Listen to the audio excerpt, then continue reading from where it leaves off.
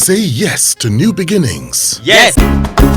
Say yes to new beginnings. Yes. Say yes to. What makes a good pastor? I'm asking based on the fact that you've interacted with a whole lot of pastors.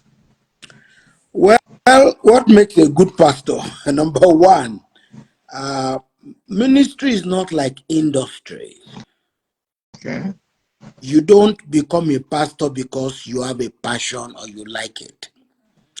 The problem we have in Nigeria and most of Africa is that there are too many people who can find something else to do who think that they should be in ministry. Okay. There are somebody said some are called, but many went. So people start churches or become ministers because they know some mega pastors, mega image. They want to be like somebody, as something that's where the money is.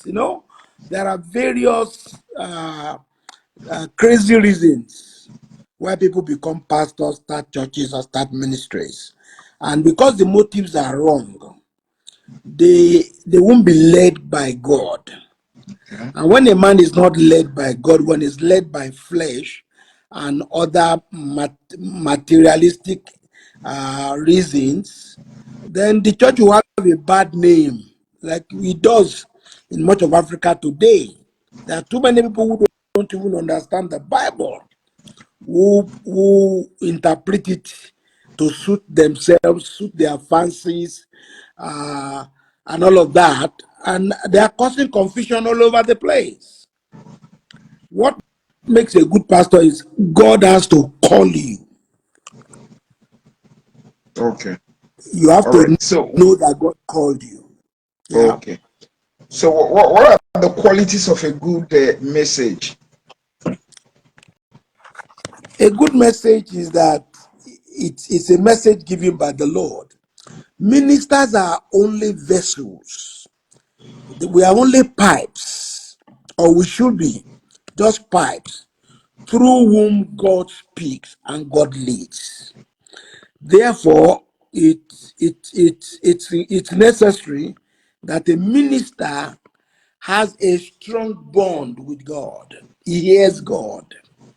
When you don't hear God, you are vulnerable to 1,001 demonic activities.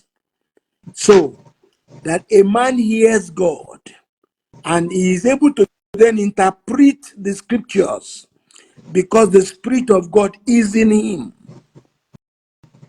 Now, without that, and it shows character. Today, many people will go for charisma. People go to churches where the pastor is charismatic, speaks good English, has a good command of language, has great personality. But if he's not sent by God, all he will do is confuse the people. As good as charisma is good, as good as competence is good, it is important that a man is called by God and he has character. We have too many characterless, charismatic preachers. They belch all kinds of words, oratory on the platform, but they don't have character. And when it's all said and done, Christianity is, if you shred it of all the clothing and all the fancies, it's down to character. Okay.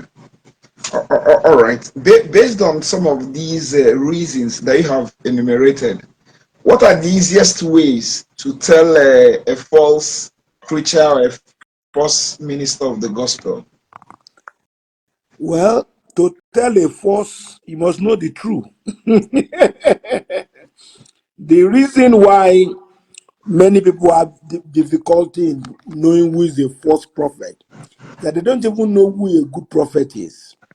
They have no idea of what makes a good, or let's say they have no idea of what the truth is. So they will always be confused by what is false, what is untrue. Now, the easiest way to know a false preacher or false prophet, one, character. Does he live what he preaches? Does he practice what he teaches? I understand that there are some true men called by God who have weaknesses they've not dealt with. I understand that. I understand that there are some true servants of God who have some weaknesses that they themselves are ashamed of. I understand that. But one who is not called by God, knowing that a man lives recklessly, has no character, should be a red flag. Number two, apart from character, you must know the word.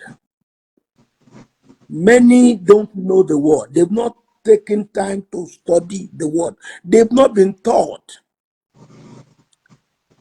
And I have a principle. I say sometimes some things are too deep to be taught. They have to be caught.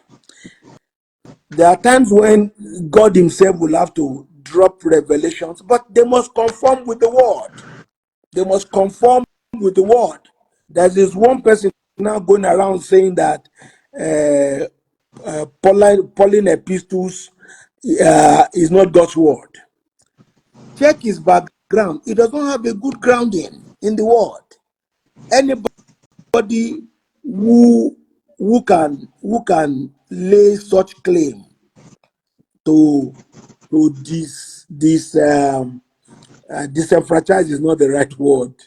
To query the authenticity of the Bible as it is now has issues. Why are you not So mentioning the person's name, sir? I don't want to mention names. I deal with issues. I don't deal with people. People who do extra biblical practices.